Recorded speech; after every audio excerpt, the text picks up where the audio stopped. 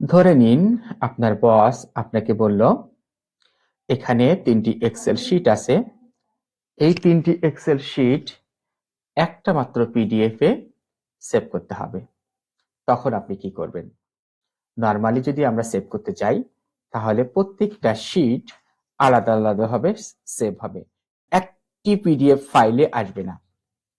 এজন্য আমাদের যে কাজটি করতে হবে, ফাইলে যেতে হবে, ফাইল থেকে সেভ অ্যাজ থেকে আমি ডেস্কটপে সেভ করব।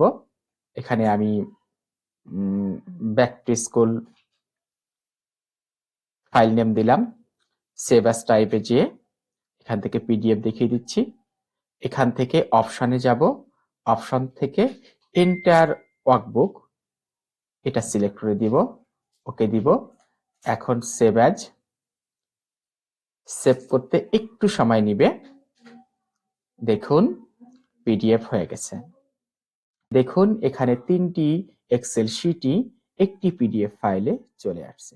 এরকম নিত্য নতুন টিপস পেতে আমাদের চ্যানেলটি সাবস্ক্রাইব করুন, শেয়ার করে অন্য বন্ধুদের দেখার সুযোগ করে দিন। ধন্যবাদ আমার সাথে থাকার জন্য।